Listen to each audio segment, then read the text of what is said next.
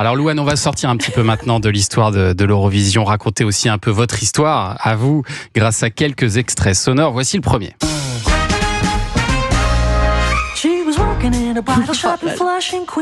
Bien sûr. Ah, je me demandais si vous alliez reconnaître ce générique. Quand même. Ouais. J'ai 28 ans, j'ai passé l'entièreté des midis de ma vie à regarder Une nounou d'enfer. Une nounou d'enfer, c'était ma passion.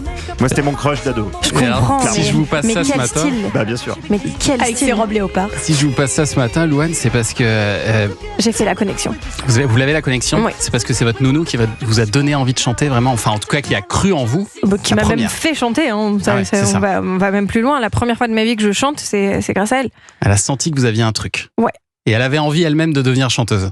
Alors, elle aurait tellement pu l'être. Plus jeune, ouais, elle aurait pu être une chanteuse extraordinaire. Et puis, elle avait une voix. Elle a d'ailleurs toujours une voix absolument dingue. Mais oui, c'est elle qui m'a poussée à faire de la musique, à chanter. C'est elle qui m'a fait chanter mes premières chansons. Et elle sera avec moi à Bâle. Ah, Ah, c'est beau. Ah, bien sûr. Magnifique ça. Et c'est elle qui vous a inscrit à votre premier concours. Et en 2013, vous allez participer à un autre concours. Pourquoi les gens qui s'aiment sont-ils Ah, cette chanson. toujours un peu les mêmes? Pas du tout en panique. Ils ont ils s'en Ça, c'est incroyable quand on réécoute. Mais en même temps, toute l'émotion qu'il y avait, c'était beau en fait. C'est ça peut-être aussi Merci. qui a marché, c'est cette émotion-là. D'ailleurs, le directeur de casting, Bruno Berberes, le directeur de casting de The Voice, là qu'on entend, il a dit, c'est pas la voix du siècle, mais c'est l'émotion du siècle.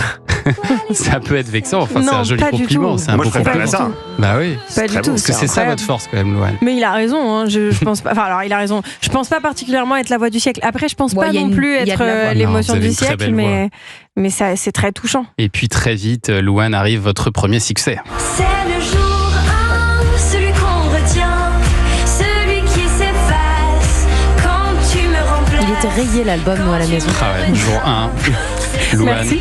L'album c'est Chambre 12 qui s'est écoulé à 1 200 000 exemplaires, une chanson écrite, composée par Patchy.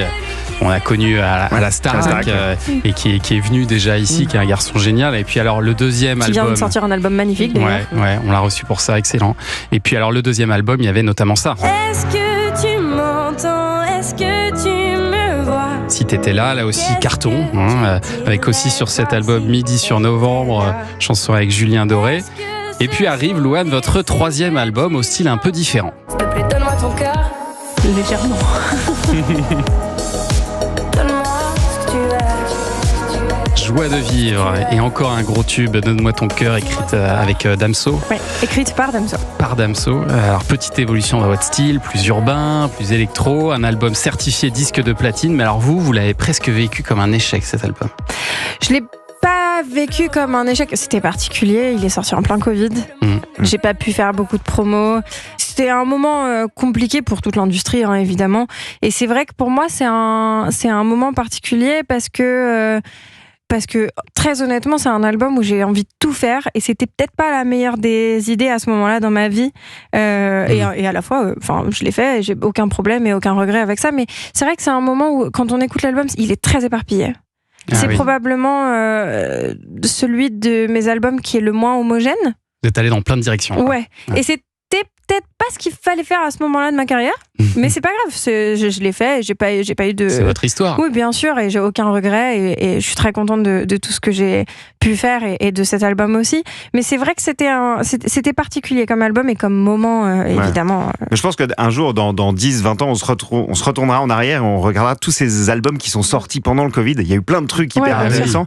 Il y a eu beaucoup d'albums sacrifiés, en fait, Bien parce sûr. qu'effectivement, c'était pas possible de faire de la promo, alors qu'il y avait des propositions hyper intéressantes. Je pense qu'il y a des artistes qui se sont retrouvés à pouvoir faire des choses, tenter des choses qu'ils n'avaient pas l'habitude de faire. Et cet album, moi, je l'ai pris un petit peu comme ça. Je le trouve hyper intéressant à écouter. Merci Et puis beaucoup. le succès, Louane, vous l'avez eu aussi au cinéma. Mes chers parents, Ouais. je pars. Je vous aime et je pars. Je vole, c'est la chanson phare du film La Famille Bélier. J'ai appris que vous aviez un bac option langage des signes, c'est Ouais. ça? Parce que vous étiez en terminale L. Ouais. Donc vous avez gratté des points en plus, comme ça? Bon, je l'ai pas passé au final, mais j'ai Ah, essayé de vous gratter l'avez pas des. passé. Non, du tout. Mais j'ai essayé de gratter des points, ouais. Il vous en reste un petit quelque chose? Ouais, bien sûr, Ouais. bien sûr. Et alors vous avez joué aussi dans un film que j'avais vu qui s'appelle Marilyn et son juge, avec Michel Blanc qui était venu ici nous en parler. Michel Blanc qui nous a quittés depuis.